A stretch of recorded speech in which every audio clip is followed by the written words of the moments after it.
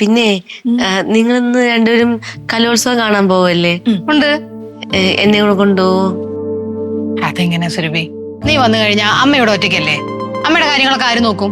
അമ്മയ്ക്ക് വല്ല വെള്ളമോ മരുന്നോ ഒക്കെ അത്യാവശ്യം വേണമെന്നുണ്ടെങ്കിൽ ആരെടുത്തു കൊടുക്കും? നീ ഇവിടെ ഇരുന്നാ മതി. കൂടുതൽ സംസാരമൊന്നും വേണ്ട. നീ വരുന്നില്ല. എടി, ഈ കലോത്സവം എന്നൊക്കെ പറയുന്നത് കലാകാരികൾക്കുള്ളതാ. ഈ കലാകാരിയാണോ? അല്ലല്ലോ. ഞങ്ങള് ജന്മനാ കലാകാരികളാ. അപ്പൊ ഞങ്ങൾക്ക് പോകാം. അല്ലേടി മോളെ? ആ, അമ്മയ്ക്ക് കാലുവേദന ഇല്ലായിരുന്നെങ്കിൽ അമ്മ എന്നെ കൂടെ കൊണ്ടുപോയായിരുന്നു. ദൈവം സഹായിച്ച് എന്തായാലും അമ്മയ്ക്ക് കാലിന് വേദനയുണ്ട്. അപ്പൊ രണ്ടാളും കൂടെ മിണ്ടിയും പറഞ്ഞ് അങ്ങനെ ഇങ്ങനെ ഇരിക്കണേ ഇവിടെ. അതാ നിങ്ങക്ക് രണ്ടുപേർക്കും നല്ലത്. എന്തായാലും സുഹാസിനി ചേച്ചിക്ക് കലോത്സവം കാണാനുള്ള ഭാഗ്യമൊന്നുമില്ല. 24 മണിക്കൂർ ആ ചാരുകസൽ ഇങ്ങനെ ചാരി കിടക്കും. അതാണ് അവരുടെ വിധി. തോന്നു ചെയ്യാനല്ലടി കൊച്ചേ. അതെ സുരഭി, ഞങ്ങൾ അവിടെ പോയിട്ടെ കലോത്സവം ഒക്കെ കണ്ടിട്ട് അവിടെ നടന്നതൊക്കെ ഞാനൊരു കഥ പോലെ ഒന്ന് പറഞ്ഞുതരാം. നീ അത് കേക്ക്.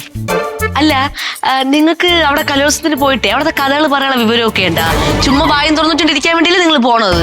കണ്ടാ അവളെ കൊണ്ടുപോകാൻ പറ്റത്തില്ല എന്ന് പറഞ്ഞപ്പോ അവളുടെ തനി സ്വഭാവം പുറത്തു വരുന്നത് കണ്ടാ? നിനക്ക് ഒരിക്കലും കുരുത്തം ഉണ്ടാകത്തില്ലടി. തന്നെ വലിയ കാര്യമായിപ്പോയി. ഒന്ന് പോവണം നീറ്റ് ഇറങ്ങിക്കുന്നു. അതെ, എന്തോന്നത് വന്നപ്പോ മുതൽ ഞാൻ കേൾക്കുന്നു കുരുത്തം. എവിടെ കിട്ടിയ വീട്? കുറെ ഇൻസ്റ്റാഗ്രാം റീൽസ് കാണുന്നുണ്ടല്ലേ? പോന്ന പോക്ക് കണ്ടോ? നമ്മൾ ഈ പറഞ്ഞ കാര്യങ്ങളെല്ലാം ചേച്ചടിക്ക് വള്ളി പുള്ളി തെറ്റാണ്ട് പറഞ്ഞു കൊടുക്കാൻ വേണ്ടിയാ. അല്ലെങ്കിൽ പണ്ടേ അവള് നുണച്ചിയ. ഇതും കൂടെ അമ്മ തീരും. അവൾ എന്തേലും ചെന്ന് പറഞ്ഞു കൊടുക്കട്ടെ. രാവിലെ ഓരോ വാക്കും പൊക്കിയെടുത്തോണ്ട് വരും. എന്റെ വായി നല്ലത് വരുന്നുണ്ട്.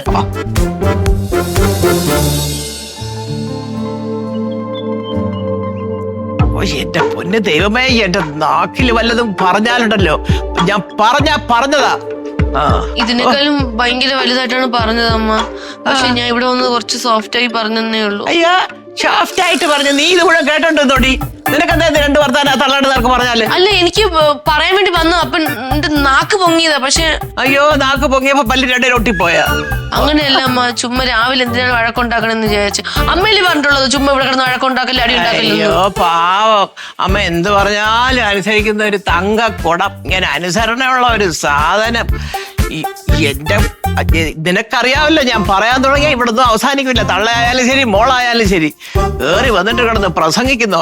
അവര് പറഞ്ഞ ഓരോ വാക്ക് എന്റെ ചെവി കൊണ്ട് ഞാൻ കേട്ടിരുന്നെങ്കിലുണ്ടല്ലോ, ഞാൻ ആ തള്ളെ ചുരുട്ടിയെടുത്ത് തൊഴിച്ച് വിളി കളഞ്ഞാണ് ഞാന്. അമ്മ, അവര് പറയാണ് അമ്മയ്ക്ക് കാല് മുടക്കി തൊഴിക്കാൻ അറിഞ്ഞുകൂടാന്ന്. ആണ്, കാല് മുടക്കി തൊഴിക്കാൻ അറിഞ്ഞൂടാ നമ്മെ കൊണ്ട് പറ്റൂലത്. അത് അവരാണോ തീരുമാനിക്കുന്നത്? വന്ന് കേറിക്കുള്ള നേരം വിളക്കുമ്പോ വീടിന്റെ സ്വസ്ഥത കളയാനായിട്ട്. കൊച്ചേ, നിനക്ക് എന്റെ കൂടെ നിൽക്കാൻ ധൈര്യമുണ്ടോ? ആ, ധൈര്യമുണ്ട്. ധൈര്യമുണ്ടല്ലോ. ആ, പിന്നെ അമ്മ എന്തിനുള്ള പുറപ്പാടാ? ആറാട്ടിന് പുറപ്പെടുന്നു. എന്തേ? ഒന്ന് പോഴി അവിടുന്ന്. അല്ല അമ്മ, അവര് തല്ലാൻ പോണ അമ്മ? എനിക്ക് ഇഷ്ടമുള്ളത് ഞാൻ ചെയ്യും. അയ്യേ, എന്റെ തല്ല് കൊള്ളാനുള്ള യോഗ്യത ഒന്നും അവർക്കില്ല എന്റെ പെണ്ണെ. അയ്യോ കഷ്ടം. എന്റെ സ്വഭാവത്തിന് ഇപ്പോഴേ ഞാൻ പിടിച്ച് ഉന്തിത്തള്ളി വിളി കളയേണ്ടതാ. ഞാൻ മിണ്ടാതിരിക്കുകയാണ്. ആ, അപ്പൊ നീ എന്നോട് നിൽക്കുമല്ലോ? നിൽക്കുമോ? ആ, അപ്പൊ ഒരു കാര്യം ചെയ്യും. നീ പെട്ടെന്ന് പോയി വേഷമൊക്കെ മാറി ഒന്ന് ഡ്രസ് ചെയ്ത് വാ. നമ്മള് കലോത്സവം കാണാൻ പോകുന്നു. നമ്മള് കലോത്സവം കാണാൻ പോണാ? ഇത് കണ്ടൂടെ? അല്ല, അപ്പൊ അമ്മയുടെ കാലൊരു ഭാഗത്തൊക്കെ ഇരുന്നോളും. മനസ്സിലായോ? സുഹാസിനിക്ക് അറിയാം വേദന എപ്പോ കൂടണം എപ്പോ കുറയണം എന്നൊക്കെ ഉള്ളത്. സത്യമായിട്ടും കലോത്സവം കാണാൻ കലോത്സവം കാണാൻ പോവാ. അവരെത്തുന്നതിന് മുമ്പേ നമുക്ക് പോകണം. അയ്യോ, സത്യമായിട്ടോ? ആ, നീ പോയിട്ട് നല്ലൊരു കാര്യമൊക്കെ എടുത്ത് കൊടുത്തോണ്ട് വാ. പറയുന്നത് ശരി അമ്മ. ഫ്ലവേഴ്സ് ഒരുക്കുന്ന കാഴ്ച വസന്തം യൂട്യൂബിൽ പ്രേക്ഷകർക്ക് ലൈവായി കാണാം. ഫ്ലവേഴ്സ് കോമഡിയിൽ ജോയിൻ ചെയ്യൂ, ആസ്വദിക്കൂ.